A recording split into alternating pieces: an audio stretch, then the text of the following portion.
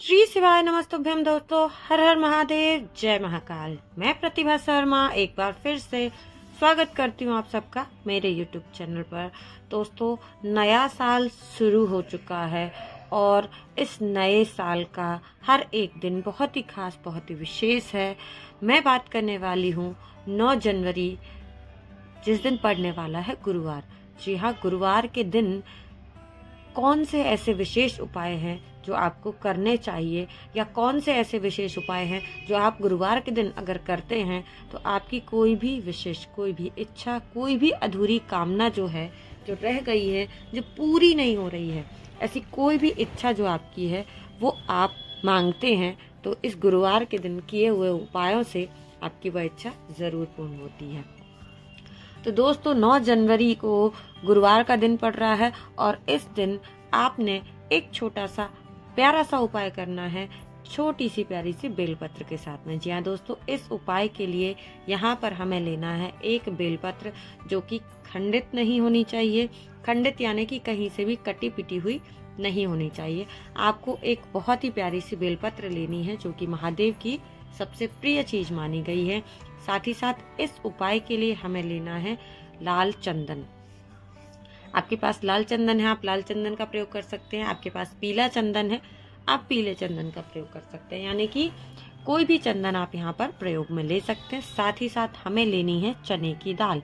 अब चने की दाल किस मात्रा में लेनी है ये विशेष करके ध्यान रखिएगा। लेने हैं 7 दाने चने की दाल के, गिन करके 7 दाने अलग से निकाल लीजिएगा जो आपको लेने हैं। करना क्या है, इस उपाय में किस स्थान पर बैठना है इसका विशेष ध्यान रखना है और इसका कोई टाइम नहीं है। सबसे अच्छी बात यह है कि इस उपाय को करने के लिए कोई समय जो है फिक्स नहीं किया गया है। आप गुरुवार के पूरे दिन में इस उपाय को कभी भी कर सकते हैं। बड़ा ही प्यारा सा, बड़ा ही सरल सा उपाय है दोस्तों। मैं इस वीडियो में ये उपाय आपके साथ शेयर करने वाली हूँ, लेकिन उससे पहले मैं चाहती हूँ कि अगर आप पहली बार मेरे चैनल पर आए हैं और चैनल को अभी तक सब्सक्राइब नहीं किया है तो जल्दी से सब्सक्राइब कर लीजिएगा।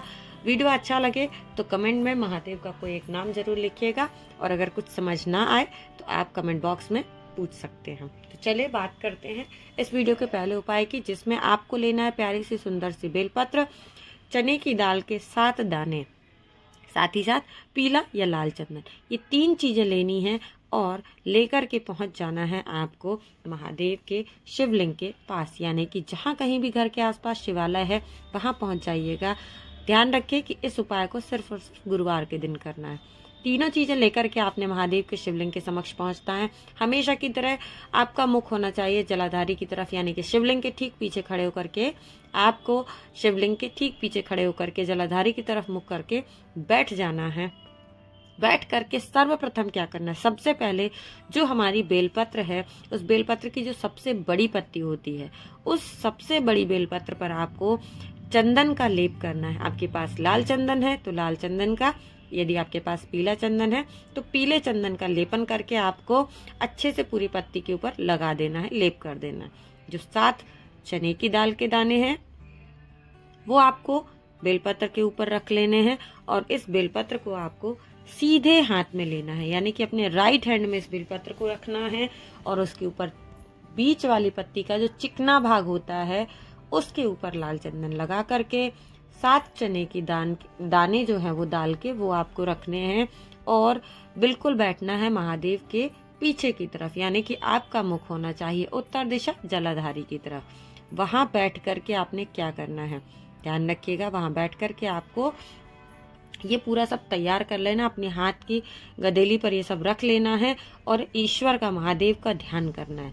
ध्यान करने के पश्चात आपको उठ करके कहाँ पहुंचना है, जहां पर नंदी महाराज बैठे हुए हैं।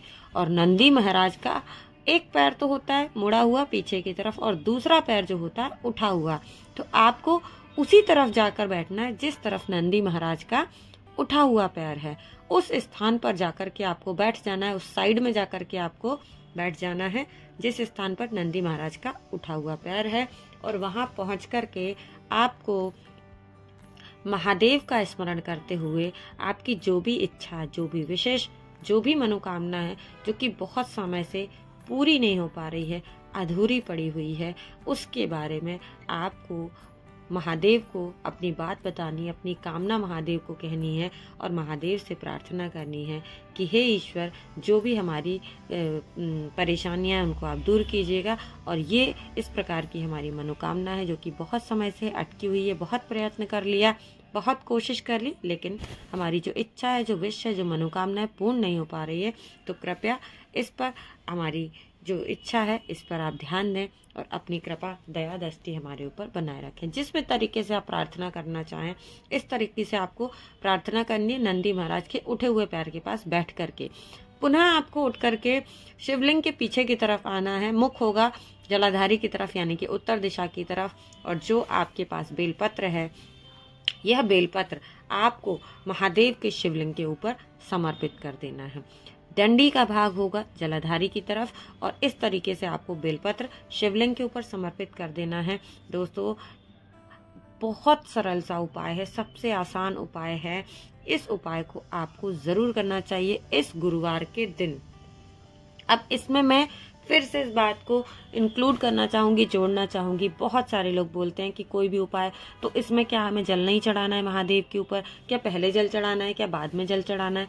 तो एक बात हमेशा ध्यान रखिएगा कि जिन उपायों में बाद में जल चढ़ाना होता है, कि जैसे आपने बेलपत्र चढ़ाया उसके ऊपर आपको जल चढ़ाना है, तो हमेशा मैं उन उपायों में आपको बताती हूँ कि आपको बेलपत्र समर्पित करने के बाद जल समर्पित करना है ना। लेकिन जिन उपायों में अलग से जल के बारे में नहीं बताया जाता है, तो उन उपायों में आपको हमेशा याद रखना है कि जैसे ही आप शिवालय में पहुंचते, सबसे पहले आपको 1 लोटा जल जो है वो महादेव के ऊपर तो समर्पित करना है ही। उसके बाद अपने उपाय को कर लीजिएगा। और अंत में, क्योंकि मैंने आपको नहीं बताया है कि आपको जल समर्पित करना है, तो अंत में आपको अलग से जल नहीं चढ़ाना है महादेव के ऊपर। तो ये चीज हमेशा याद रखिएगा। इस उपाय में भी आपको यही करना है। जाते से सबसे पहले आप 1 लोटा जल जो है वो महादेव का स्मरण करते हुए श्री शिवाय नमस्तुभ्यं बोल करके जल चढ़ाइएगा। फिर अपने जो पूरा हमारा उपाय है वो आपको कर लेना है। और यकीन मानिए कि इस उपाय को अगर गुरुवार के दिन, यानी कि जनवरी में पड़ने वाले इस पहले गुरुवार के दिन आपने कर लिया, तो आपकी जो भी इच्छा, जो भी विश, जो भी मनोकामना है, भगवान उसको जरूर सुनेंगे और जरूर से पूरा करेंगे। तो दोस्तों, पूज्य गुरु जी की कथा को सुनकर के बहुत अच्छी तरीके से मैंने आपको समझाने की कोशिश की है। उम्मीद करती हूँ कि यह जानकारी सबके लिए लाभदायक होगी। वीडियो अगर अच्छा लगता है तो लाइक कीजिएगा, ज्यादा से ज्यादा लोगों तक शेयर कीजिएगा और पहली बार आए हैं तो चैनल को सब्सक्राइब करना बिल्कुल भी ना भूलें, ताकि आप सबके पास नोटिफिकेशन पहुंचते रहे। इसके लिए आपको क्या करना है, बेल आइकन को प्रेस करना है। चलिए दोस्तों, मिलेंगे अगले वीडियो में फिर कुछ महत्वपूर्ण जानकारियां के साथ में। और ऐसे ही महत्वपूर्ण वीडियो देखने के लिए मेरे साथ बने रहें। तब तक के लिए श्री शिवाय नमस्तुभ्यं, हर हर महादेव, जय महाकाल।